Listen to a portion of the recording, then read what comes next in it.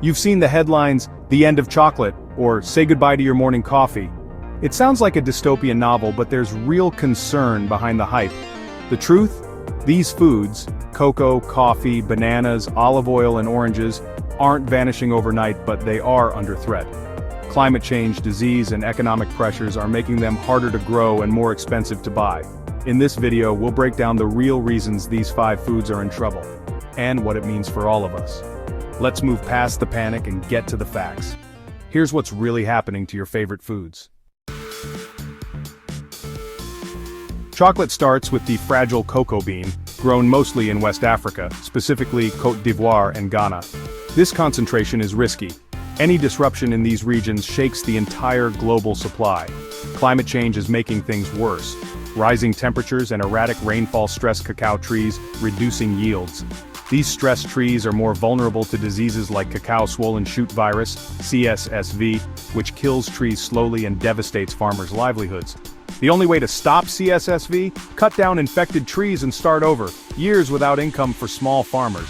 Another threat: frosty pod rot, a fungus that destroys pods and spreads rapidly in humid conditions.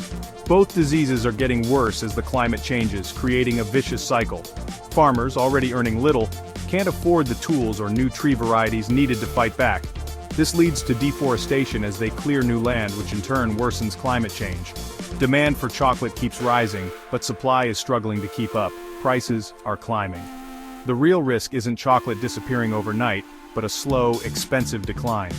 Cocoa's fragility is a global issue, with similar problems in Latin America and Asia.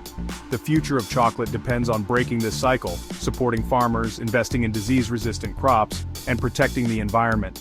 Next time you buy a chocolate bar, remember, it's more than a treat. It's a product of a delicate, threatened system. The fate of chocolate is a warning for all our favorite foods. The story of cocoa is about more than taste, it's about survival.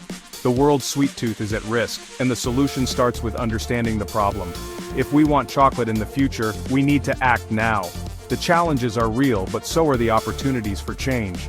Supporting sustainable chocolate isn't just a luxury, it's a necessity. The next chapter for cocoa is being written right now. Will we step up? The answer will shape the future of chocolate for generations. The time to act is now. Let's not wait until it's too late. Chocolate's future is in our hands.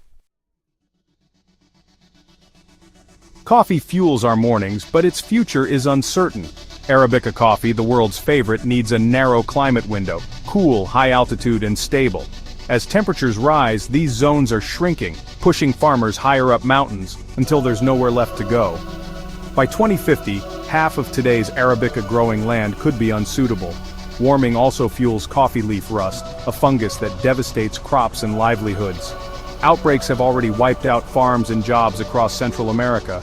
Scientists are racing to breed rust-resistant coffee, but it's a slow, costly process. Meanwhile, extreme weather, droughts, frosts, hits major producers like Brazil, slashing yields and spiking prices. 25 million families depend on coffee farming, but volatility and disease threaten their survival.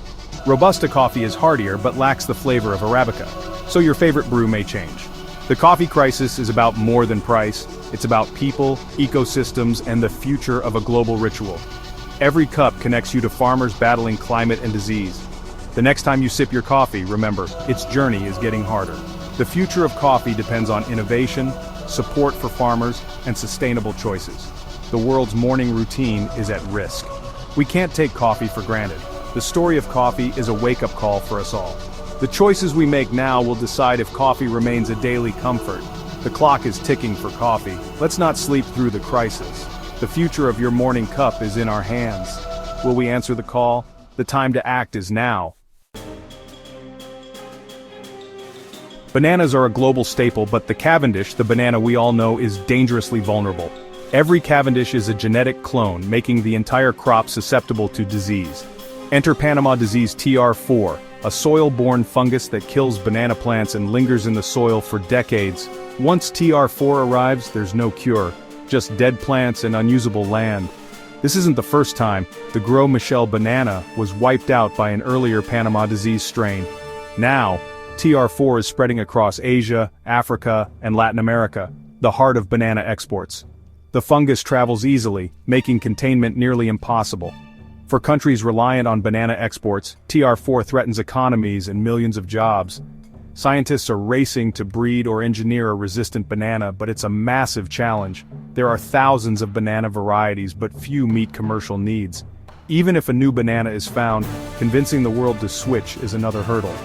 The Cavendish crisis is a lesson in the dangers of monoculture and the need for biodiversity.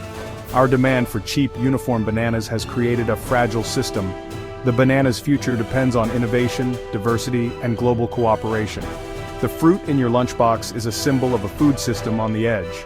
The banana crisis is a warning. Putting all our eggs or bananas in one basket is risky. The fight for bananas is about more than taste. It's about resilience.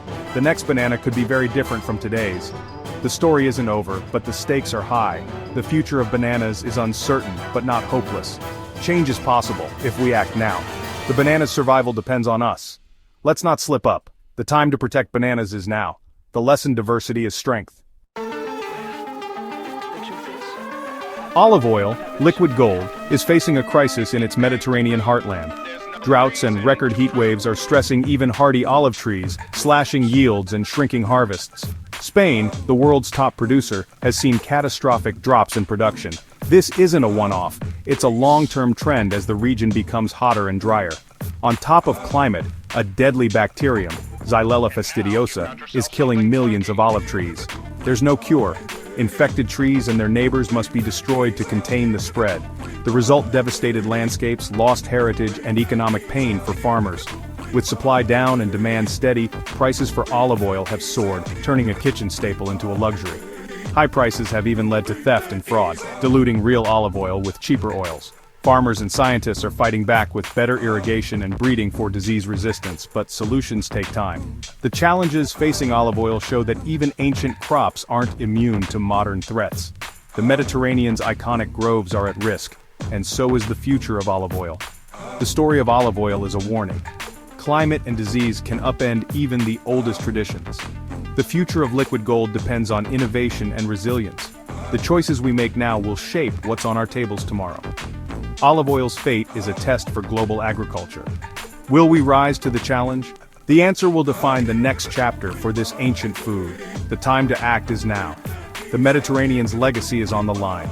Let's protect it before it's too late. The future of olive oil is uncertain, but not lost. Oranges, especially for juice, are in crisis, with Florida and Brazil at the center. The main threat: citrus greening, a bacterial disease spread by a tiny insect turning healthy trees into bitter, dying shells. Nearly every Florida grove is infected. Production has collapsed by over 90% in 2 decades. Brazil is fighting back with aggressive tactics, but the disease remains a constant, costly threat. Hurricanes and extreme weather add to the damage, battering groves and making recovery harder. The result: orange juice supply is plummeting and prices are hitting record highs. Some companies are blending orange juice with other fruits just to keep costs manageable. Billions are being spent on research, breeding resistant trees, genetic modification, and new treatments, but there's no silver bullet yet. The industry is racing against time to save a fruit that's part of daily life for millions. The orange crisis is a stark warning about the fragility of our food supply in a changing world. The simple glass of orange juice is now a symbol of a massive fight for survival. The future of oranges depends on science, innovation, and global cooperation. The story of the orange is a lesson in resilience and urgency. The fight isn't over, but the clock is ticking. The choices we make now will decide if oranges remain a breakfast staple. The orange's future is uncertain, but hope remains. The industry is adapting but needs support. The lesson: no food is immune to global threats. The orange's story is a call to action. Let's not take it for granted. The time to act is now. The future of orange juice is in our hands. Will we squeeze out a solution? Are we doomed to lose chocolate, coffee, or orange juice? Not if we act. These foods aren't vanishing tomorrow, but the systems behind them are under real pressure. The era of taking global staples for granted is over. Solutions require science, support for farmers, and informed choices from all of us. Every purchase is a vote for the future of food. The crises facing these 5 foods are a lesson in the fragility and interconnectedness of our food system. The more we understand, the better we can protect what we love. For more updates and clear explanations, subscribe to the channel.